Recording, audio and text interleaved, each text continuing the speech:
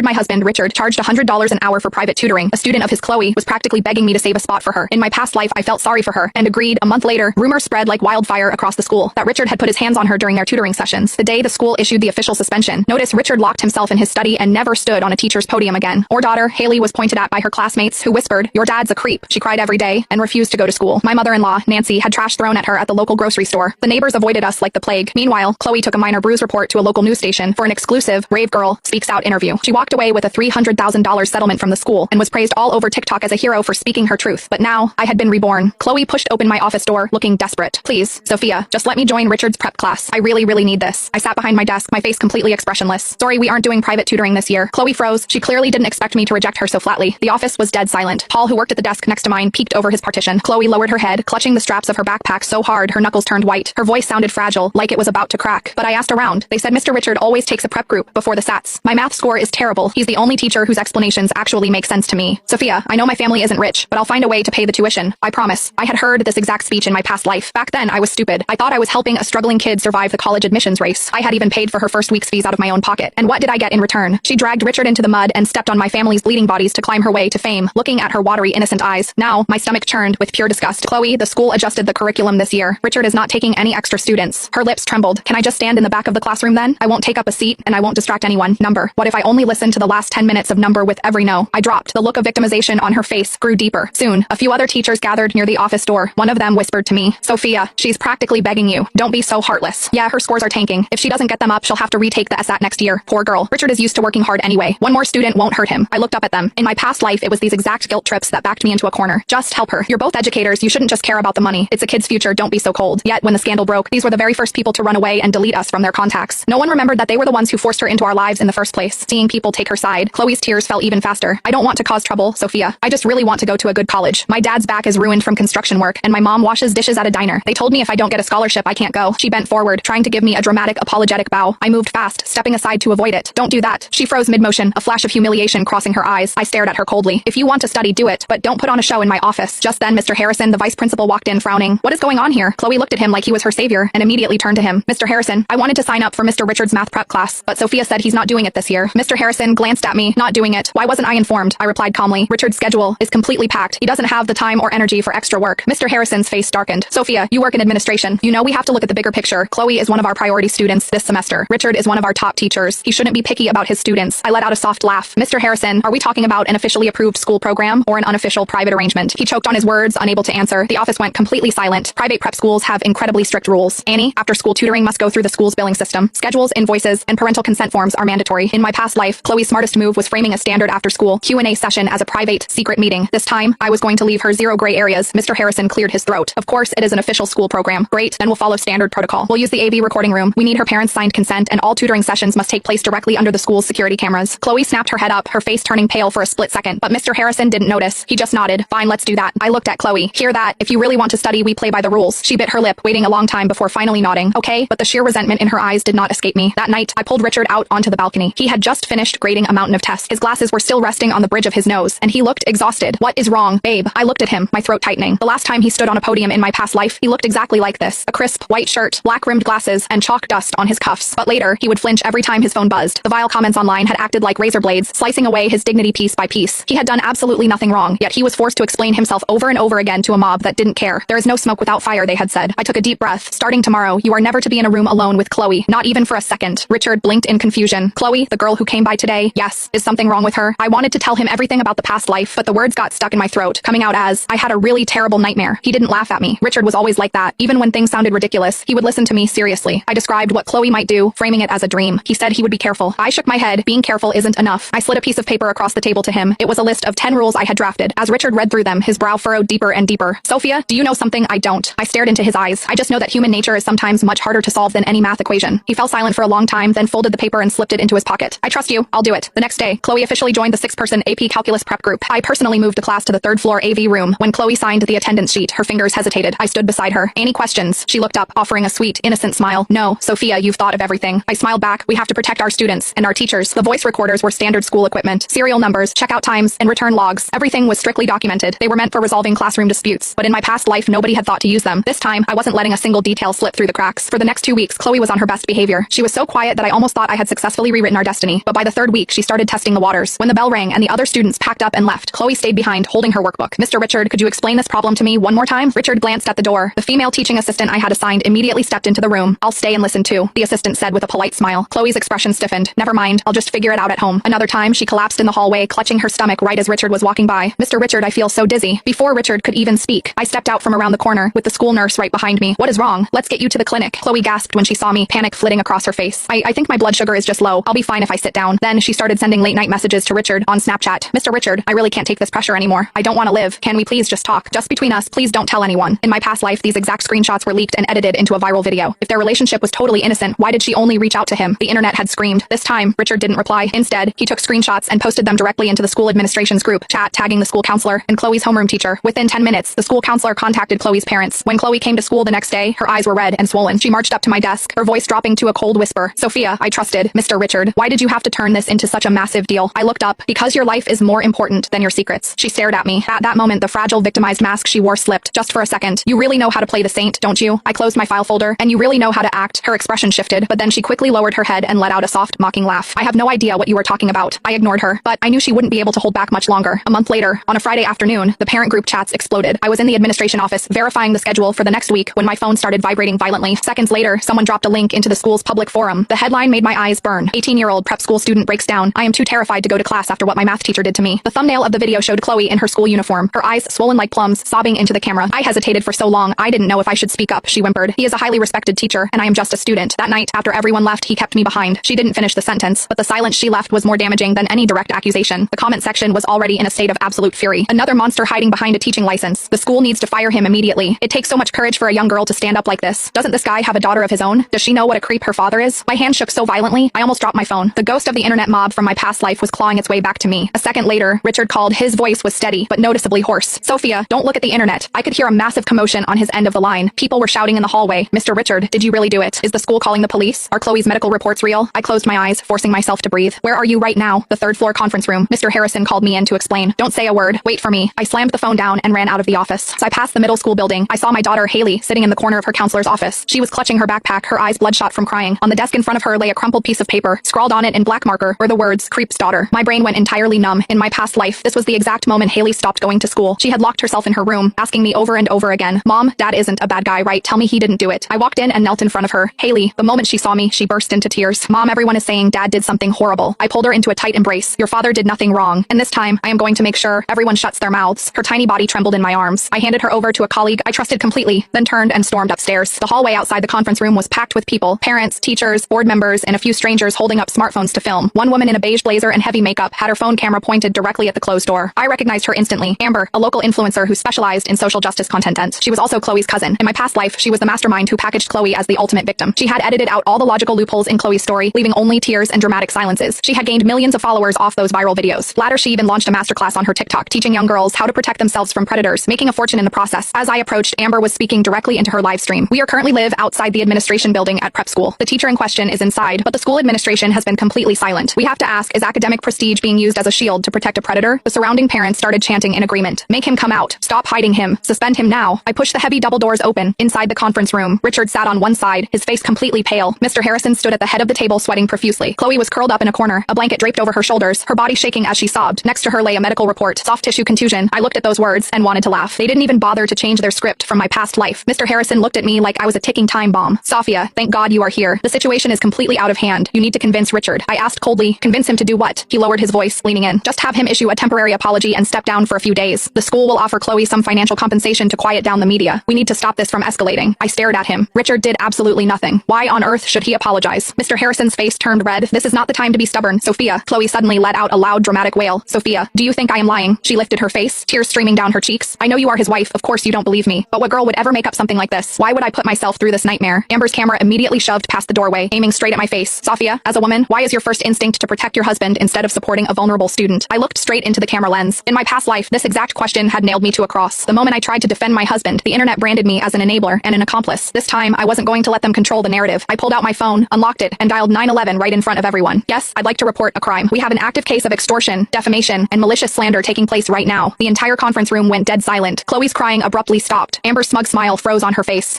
"The operator asked for the address. I calmly gave the school's name and location. We also have digital evidence that may involve the deliberate fabrication of allegations against a teacher. Please send officers. The call ended. Mr. Harrison stared at me in disbelief. Sophia, have you lost your mind? This will destroy the school's reputation. I met his eyes. If my husband committed a crime, arrest him. If he didn't, then the people making false accusations should answer for theirs. Richard slowly reached for my hand beneath the table. His palm was cold.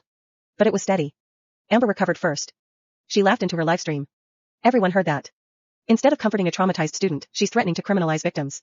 The comments flying across her screen exploded even faster. She's disgusting. Classic victim intimidation. Arrest the teacher already. Chloe buried her face in the blanket again. I knew nobody would believe me. I finally looked at her. You've said Richard kept you behind after class. Correct? She nodded through fake sobs. Yes. You also said he touched you. Another nod. Yes. And that nobody else was present. Yes. I opened my laptop. Perfect. Every eye followed my movements. I logged into the school's security system. The conference room projector lit up. The timestamp appeared. Friday. 5:07 p.m. Exactly when Chloe claimed everyone had already left. The AV classroom door opened. Richard walked inside. Behind him were the teaching assistant, 2 students, and the janitor carrying cleaning supplies. Nobody was alone. The footage continued. Richard spent 15 minutes explaining calculus. At 5:23, he packed his bag. All 4 people walked out together. The room remained empty afterward. Silence. Absolute silence. Chloe's face lost all color. Amber's livestream comments suddenly changed direction. Wait. Where's the assault? There were people there the whole time. Mr. Harrison frowned. Maybe it happened somewhere else. I smiled. I thought you'd say that. I opened another folder. Hallway camera 3. The screen switched. It showed the entire hallway outside the classroom. Not once did Richard and Chloe separate. Every second of their movements had been recorded. When they reached the stairs, Richard turned left toward the faculty offices. Chloe went right toward the student parking lot. 2 completely different directions. The timestamps matched perfectly. Amber lowered her phone a little. Her confidence had disappeared. I wasn't finished. You also claimed Richard sent inappropriate messages. Richard handed me his phone. I projected his entire Snapchat history. Nothing. Not a single private conversation. Instead, the only messages from Chloe were late-night cries for help. Every one of them had immediately been forwarded to the counselor, the homeroom teacher, and school administration. Time. Date. Recipients. Everything. The counselor quietly spoke. That's true. I received those messages within minutes. Chloe's breathing became uneven. She looked desperately toward Amber. Amber forced herself to speak. She could still be telling the truth. Trauma affects memory. I nodded. You're right. Which is why evidence matters more than feelings. Then I pulled out one final document. The voice recorder. Richard had checked out recorder number 14 before every tutoring session. I placed it on the table. Still sealed. Still tagged. The police officers entered the room at that exact moment. One of them stepped forward. We'll take custody of all physical evidence. I handed him the recorder. Officer, this contains every tutoring session from the past month. Unedited. In chronological order. Chloe shot to her feet. No. Everyone turned toward her. Her voice cracked. I mean, you can't just play private recordings. The officer looked at her. If these recordings were made as part of an official school program with prior consent, they are admissible evidence. My smile widened slightly. The consent forms. I slid another folder across the table. Signed by Chloe. Signed by both of her parents. Signed by the school. Her hands began shaking uncontrollably. She remembered. She had signed every page herself. There was no escape. The officer inserted the memory card into a laptop. The room filled with Richard's calm voice. Question 12 uses integration by parts. Students asking questions. Pages turning. Pen scratching. The teaching assistant occasionally speaking. Laughter. Nothing else. Hours of recordings. Not a single inappropriate word. Not a single moment where Richard and Chloe were ever alone. The conference room became so quiet that everyone could hear Chloe's ragged breathing. Finally, the officer paused the recording. He looked directly at Chloe. Miss. Would you like to explain why? Your public statement doesn't match any of the evidence? Chloe's lips parted, but no words came out. For the first time since this nightmare began, the room wasn't looking at Richard. They were looking at her. Amber hurried forward. My cousin is under extreme emotional stress. She doesn't have to answer any questions right now. The officer nodded. She has that right. But knowingly making a false police report or fabricating evidence is a separate matter. Mr. Harrison's forehead glistened with sweat. This has become a legal issue. It already was, I replied. You just wanted my husband to sacrifice himself to make it disappear. His face went white. The livestream was still running. Thousands of viewers watched the atmosphere flip in real time. The comments changed by the second. Hold on.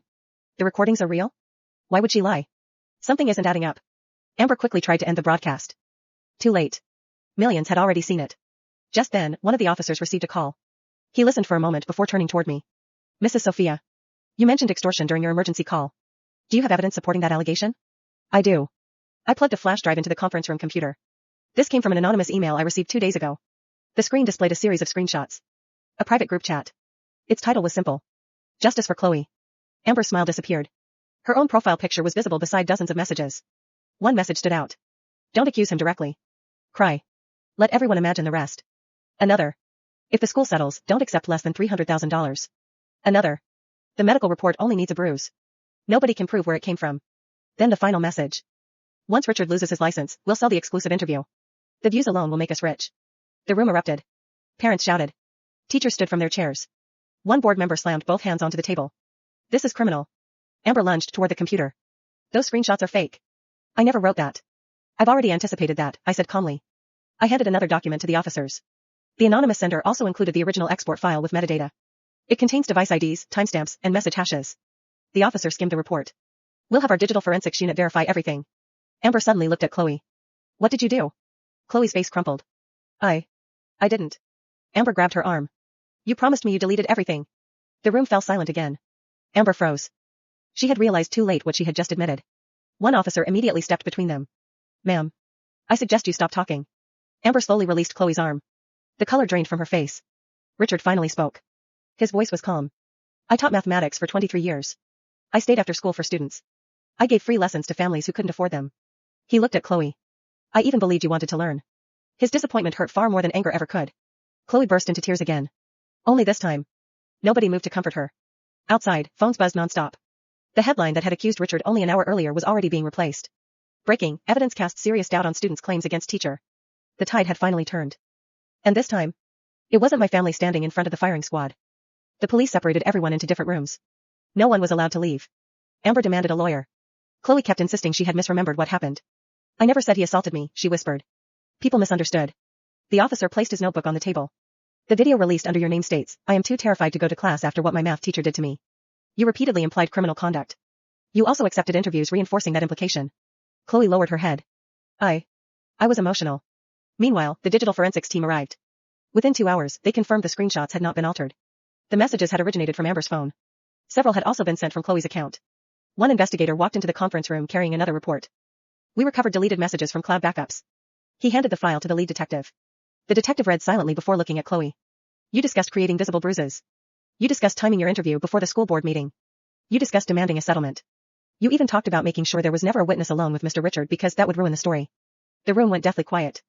Mr. Harrison sank into his chair. He looked 20 years older. I almost destroyed an innocent man's career. Richard didn't answer him. There was nothing left to say. By evening, the police escorted Amber and Chloe out of the school. Not as victims. As suspects. The livestream clip spread across every social media platform. But this time, people watched the entire conference room footage instead of edited snippets. They saw the recordings. They saw the security footage. They saw Amber accidentally admit that evidence had been deleted. Public opinion reversed almost overnight. Parents who had screamed outside the conference room quietly slipped away. Teachers who had avoided Richard couldn't even meet his eyes.